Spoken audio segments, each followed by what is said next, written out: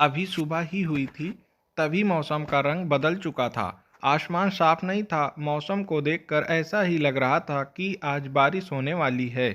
तभी राजा का एक सैनिक आता है और कहता है कि महाराज को अभी जाना है, इसलिए तुम्हें हमारे साथ में आना होगा।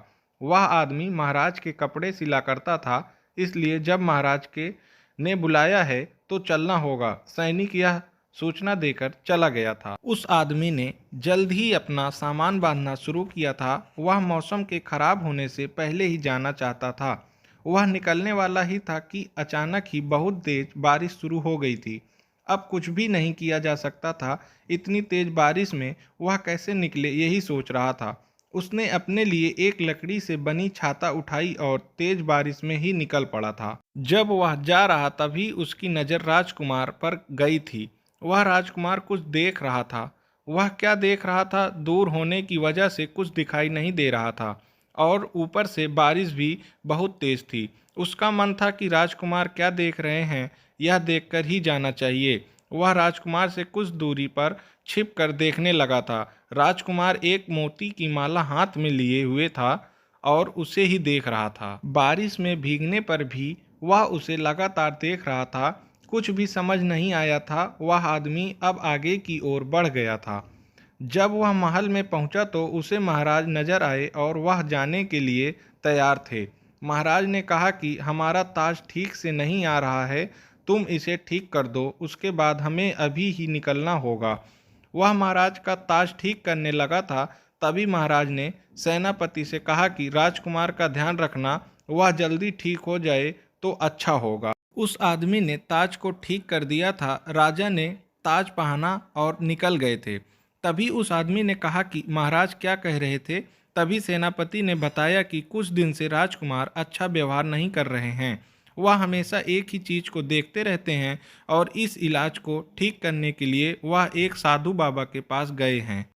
इसलिए वह बहुत तेज बारिश में भी वह रुकने का तैयार नहीं थे। वह आदमी बोला कि ऐसा कब हुआ था, मेरे ख्याल से ऐसा नहीं होना चाहिए था। कुछ दिन पहले तो ठीक ठाक नजर आ रहे थे, ऐसा क्यों हुआ था। एक दिन राजकुमार अपने घोड़े से अचानक ही गिर गए थे और उसके बाद ऐसे ही हाल में हैं। पता नहीं क्या होगा। आदमी महल में ही रुक गया था और मौसम का ठीक होने के लिए इंतजार कर रहा था। बारिश होने के कारण वह महल में घूम रहा था। तभी वह महल के उस कमरे की ओर गया था जिसमें राजकुमार रहता था। उस कमरे में एक अजीब वास्तु रखी हुई थी। यह कौन सी वास्तु है जिससे धुआं निकल रहा था। कुछ भी समझ नहीं आ रहा था कि क्या हो सकता है। तभी सेनापति को बुलाया और उस आदमी ने दिखाया कि यह क्या है हो सकता है। सेनापति आया और उसने उसकी जांच की थी। जब उसकी जांच हुई तो पता चला कि वह खुशबू का धुआं था। उसमें एक ऐसी चीज भी थी जिसमें उसका बुरा प्रभाव पड़ता था। उस दिन राजकुमार को उस कमरे में से दूर रखा गया। अगले दिन राजकुमार ठीक हो गया था और जब राजा आए तो पता चला कि यह सब उसके कारण हो रहा था। इसके बाद राजकुमार ठीक था और वो यह सब उस आदमी के कारण हुआ था। अगर वह न देखता तो कभी पता नहीं चलता कि यह क्या हो सकता है। राजा ने उस आदमी को बुलाया और पूछा कि तुम्हारी वजह से ही सब कुछ हुआ है। अगर तुम यहाँ पर न रुकते तो हमें कभी पता नहीं चलता। राजा ने उस आदमी को इनाम दिया और वह आदमी इनाम लेकर घर चला गया था और घर जाकर उसने सबको यह बात बताई और सभी लोग इनाम को देखकर खुश हो गए थे। संपत्ति ने जब यह पता लगाया कि यह सब कौन करता है तो उसे पता चला कि पड़ोसी राज्य का राजा यह सब करवा कर रहा, जिससे हमारे राजा कमजोर पड़ जाएं और उनका सारा ध्यान अपने राजकुमार की ओर पर ही लगा रहे, जिससे वह उनके राज्य पर हमला करके इस राज्य पर अपना अधिकार जमा सके। उस आदमी के कारण उनकी यह योजना खत्म हो गई थी।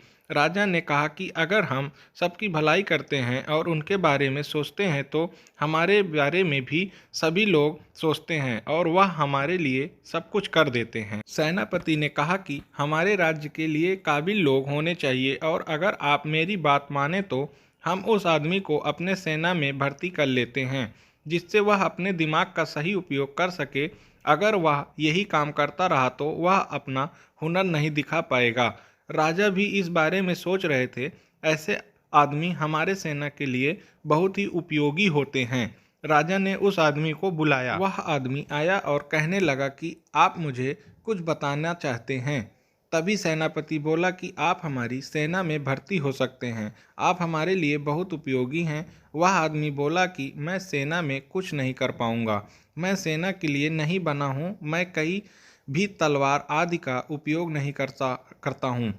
तभी सेनापति बोला कि हमें आपकी ज़रूरत है, आप जैसे चाहें वैसे यहाँ पर रह सकते हैं और हमें सही दिशा प्रदान कर सकते हैं। इस तरह वह आदमी महल में ही रहकर उनकी सहायता करता था। अगर ये स्टोरी आपको पसंद आई है तो प्लीज़ इस चैनल को सब्सक्राइब करें, साथ ही बेल आइकन प्रेस करें, जिससे इस तरह की स्टोरी सबसे पहले आपको मिलती रहे।